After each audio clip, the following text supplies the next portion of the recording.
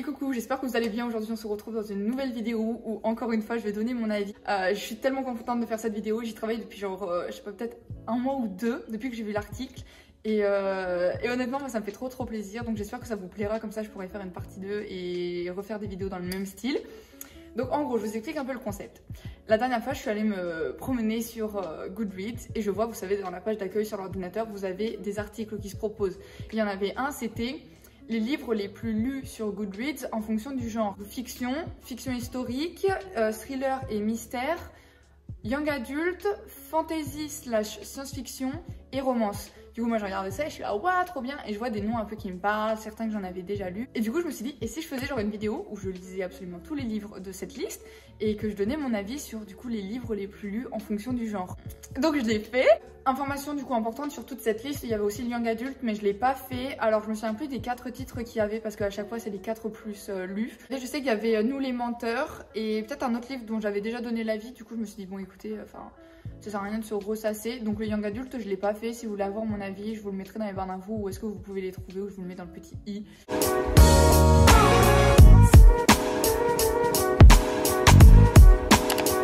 Donc on commence tout de suite avec le premier genre qui est la fiction. Ça a été genre vraiment un coup de cœur, j'ai grave kiffé lire les livres et tout. Donc en premier on va parler de mon petit bébé, où est-ce qu'il est? Ici. The Midnight Library de Matt Haig. Et ce livre était dingue, genre vraiment il était trop bien. Donc en gros je vous fais un résumé un peu simple à chaque fois pour si ça vous intéresse. Si je vois que c'est trop long je les couperai au montage.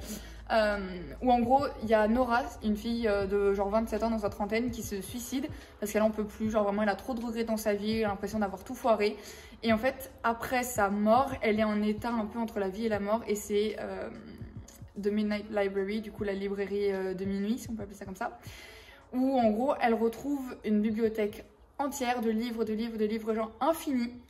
Et chaque livre correspond à la vie qu'elle aurait pu avoir si elle avait fait des choix différents. Et en gros, elle a la possibilité de tester en fait toutes ses vies jusqu'à trouver celle qui lui convient le plus et de rester dans cette vie, et après du coup d'avoir une autre chance. On a plein de possibilités et à chaque fois genre il se passe quelque chose et on arrive à la finalité, et la fin était tellement bien et j'ai adoré la morale qu'il y avait derrière, et genre juste c'était tellement facile à lire. Le livre est moins de 300 pages je crois, donc hyper court à lire, vous pouvez le lire en une soirée vraiment. Tellement genre dynamique et... ouais, genre dynamique, rythmé, et vous vous lassez pas, genre vraiment chaque chapitre a son importance, ils sont assez courts. Et la fin j'ai tellement aimé Nora, je me suis grave attachée à elle et ça m'a fait beaucoup sourire, ça m'a fait rire aussi. J'ai versé quelques larmes parfois et il y avait vraiment toutes les émotions réunies dans ce livre là, et coup de cœur, vraiment un coup de cœur. Ouais, c'est grave un comfort book, je pense que je vais le relire 10 fois dans ma vie celui-là parce qu'il était trop bien. Et il y avait tellement une belle leçon de vie derrière que c'est à voir avec soi, je pense. Deuxième livre dans la catégorie fiction, c'était The Paper Palace. Je me souviens plus de l'auteur mais je vous mets comme d'habitude le livre ici. Je l'ai noté un 3 sur 5. Pourquoi? Parce qu'en gros, genre, ça répond vraiment aux critères de la fiction, c'est-à-dire qu'il n'y a pas d'enjeu dans ce qu'on suit ou quoi que ce soit, juste en mode c'est de la fiction. Ça a été inventé. On suit une maman qui a énormément de bagages et qui est mariée avec quelqu'un, le père de ses enfants, et qui est un peu le cul entre deux chaises. Elle est tiraillée entre son amour de jeunesse, on va dire, et son mari. Déjà, on va en apprendre plus sur son cadre familial, d'où elle vient, sa grand-mère, sa mère à elle, ce qu'elle a vécu. Et dans le présent, on va suivre vraiment comment elle se situe au niveau de ces deux issues, de ces deux possibilités, et ce qu'elle va choisir au final. Le passé de Nora, il y a des moments qui étaient assez forts et je savais pas trop où mettre. Ça m'a beaucoup déstabilisée, mais j'ai beaucoup aimé. Checker les trigger warnings quand même avant de le lire. Mais ce que j'ai le plus aimé, je pense, c'est après avoir lu tout ce qu'on a lu, la fin, comment on interprète le choix qu'elle a fait. Même avec deux mecs, genre franchement, qui avaient leur bon côté et leur mauvais. Ça fait pas tout, genre. C'est pas juste le book boyfriend, c'est toute la situation qui est autour, c'est aussi ce qu'elle a vécu. Et bref, en vrai, j'ai beaucoup aimé. C'était vraiment cool à lire. Surtout en livre audio, le livre audio était vraiment pas mal, donc je vous le conseille. Après, juste un truc, à un moment donné il y avait des scènes de sexe, mais genre c'était grave en mode le vocabulaire était vachement cru, j'étais un peu en mode, je sais pas, ça m'a un peu tiré vers en arrière, en mode ok bon on se calme. Mais sinon c'était le seul point négatif que je pourrais donner à ce livre. Ok, maintenant on va pouvoir passer à la fiction historique. Et en fiction historique, j'en ai choisi que 3. C'est Daisy Jones and the Six de Taylor Jenkins Reid. Ce livre était tellement bien et ça m'a juste conforté dans l'idée que vraiment j'adorais la plume de l'auteur et que je voulais lire absolument tous les livres qu'elle avait fait. On suit Daisy Jones et and the Six, qui est un groupe de rock dans les années 70-80 je crois. Et en fait on les voit se former et comment ils terminent. Et c'est écrit de façon à ce que ce soit un peu genre une interview. C'est ça, très original, mais l'auteur même pareil pour The Seven Husbands of Evelyn Hugo. L'écriture était très originale et ça j'ai beaucoup aimé. Ça donnait un peu de l'authenticité au cadre. J'ai adoré les personnages et ce que j'ai vraiment aimé, c'était le fait que les personnages avaient des points positifs et des points négatifs et que tout le long, le développement des personnages était dingue, genre vraiment. À la fin du livre, tu connais tous les personnages, tu sais leurs points forts, leurs points faibles, comment ils réagissent, t'as l'impression de les connaître mais genre par cœur. Et du coup ça te brise le cœur quand tu te dis que va falloir leur dire au revoir, que t'as pas la possibilité d'écouter leur musique, t'as pas les interviews, t'as pas les vidéos de leurs concerts ou quoi que ce soit. L'écriture était hyper prenante et l'auteur a un talent de dingue, genre j'ai tellement aimé, j'ai trouvé ça hyper cool. Et moi qui adore la musique, je me suis dit, mais enfin, si seulement il pouvait être réel.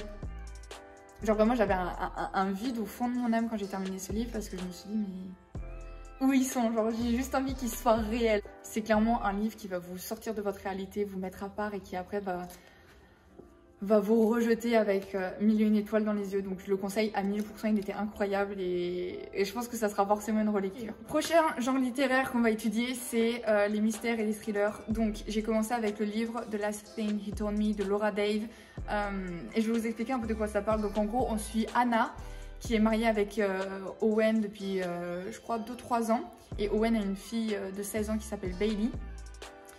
Donc ils vivent une vie assez banale, les deux sont très amoureux, vraiment très complémentaires, complices, tout ce que vous voulez, ils ont une belle relation.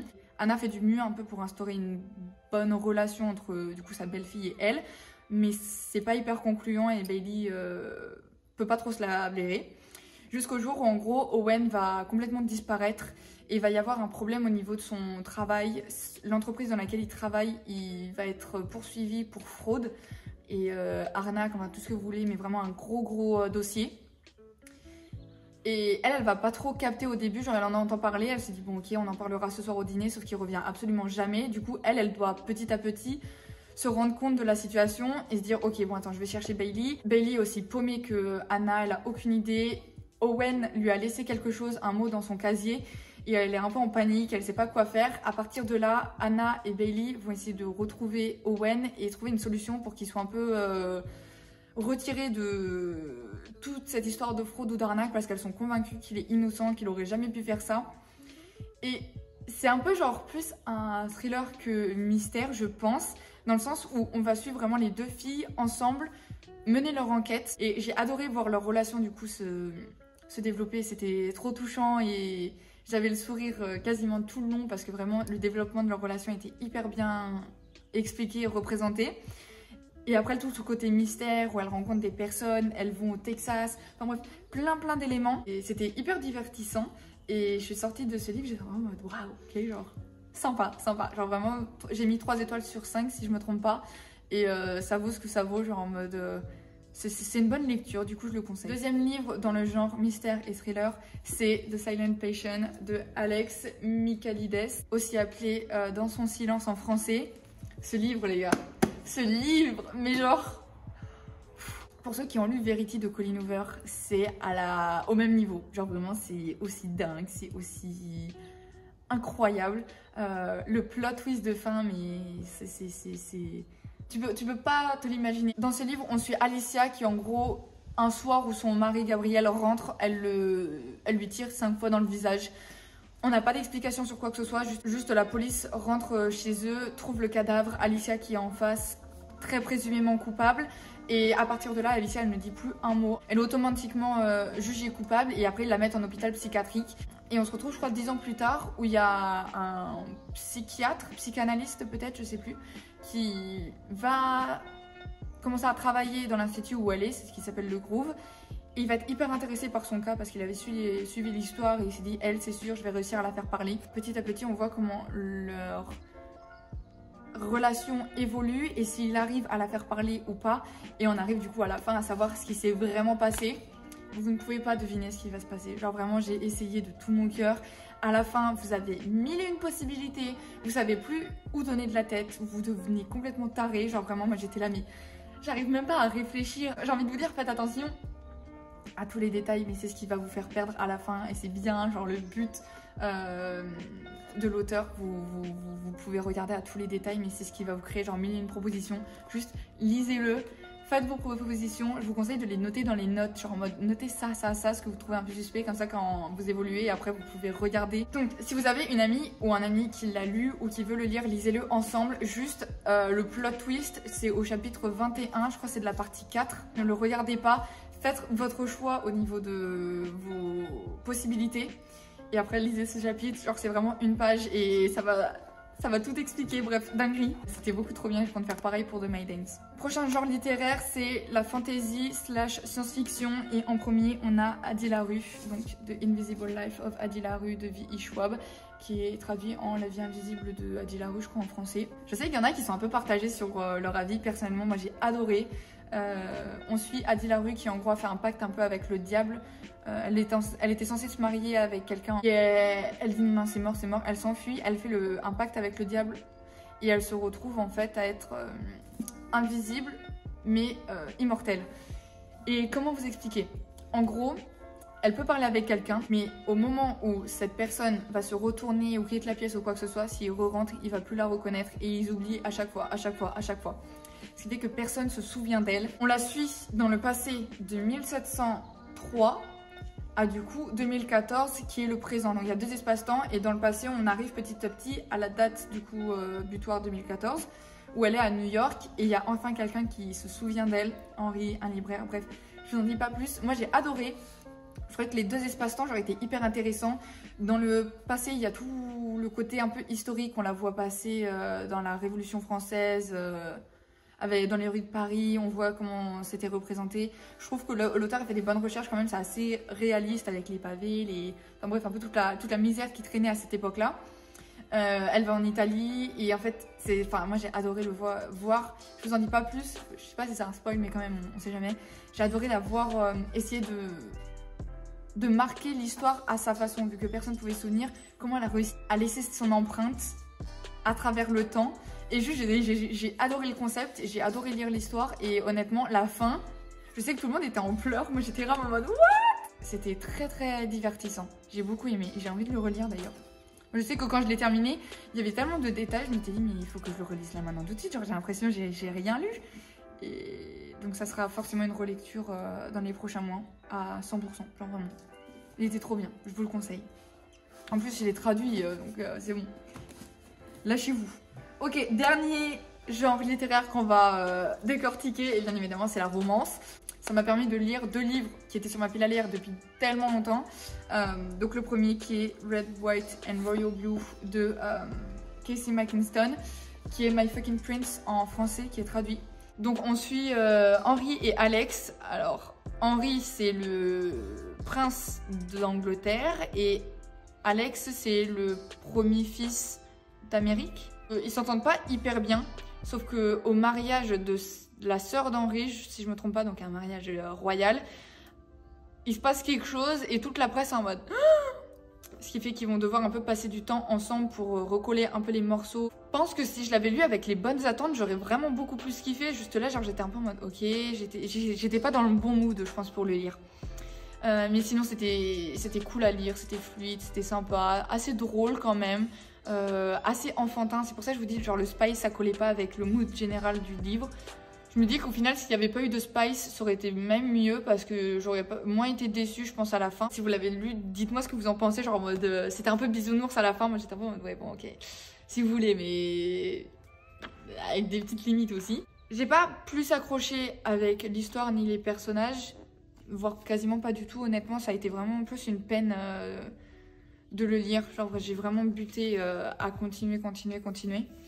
Mais je comprends pourquoi la majorité des personnes le lisent, le recommandent et l'aiment. Genre, je comprends, je reconnais que c'est une bonne histoire. Après, je pense que ça l'a juste pas fait pour moi. Si vous avez des recommandations LGBT mais avec du spice, je suis grave preneuse. Dernier livre dont on va parler, c'est de la romance et c'est de l'Anti-Lune de miel de Christina Loren. Je sais, je l'ai enfin lu alors qu'on arrive en hiver, j'étais censée le lire cet été. Il était hyper court, genre vraiment très très simple. L'un des trucs qui revient le plus quand on parle de ce livre, c'est l'humour et la quantité de rire qui sort de notre corps en le lisant. C'est totalement vrai. Genre c'est véridique, je me suis tapé mes meilleures barres, je vous jure. J'ai adoré Olive, genre vraiment son humour est impeccable. Si je pouvais l'avoir dans la vraie vie, mais on serait après nos meilleures barres. Ethan, j'ai beaucoup aimé aussi, je trouvais qu'ils avaient une bonne complicité au niveau même de leur caractère. C'était très complémentaire, du coup j'ai beaucoup aimé. Après bon, il y a énormément de trucs un peu clichés, genre ils croisent plein de personnes, c'est très large et très, on va dire, grossier, tu vois. Moi, je m'attendais quand même à un peu plus. Je pense que ce qui a vraiment fait un peu la force du livre, c'était l'humour, la simplicité et vraiment d'une bonne dose de soleil. Après, j'ai beaucoup aimé, enfin, pour une fois, un livre où on voyage avec eux, où on est en plein dans genre les tropiques, où ils font plein d'activités. On était vraiment avec eux pour les activités. Donc ça, j'ai beaucoup aimé, ça me fait voyager, j'ai adoré. Il y a de la tension. Mais après c'est juste plus basé sur un malentendu qu'autre chose et c'est pas ce qui fait la force du livre, je pense. Le Enemies to Lovers, c'est vraiment tout ce qu'il y a à côté, les personnages en eux-mêmes. Donc juste si vous voulez une bonne dose de joie de vivre, lisez ce livre sans plus en attendre et vous allez voir. Enfin moi je pense que ça correspond à l'humour de tout le monde, donc forcément que ça plaira. Sur ce les amis, je pense qu'on a tout terminé. Dites-moi si ce contexte de vidéo vous a plu parce que vraiment je fais ça pour vous, donc si ça vous intéresse pas, clairement...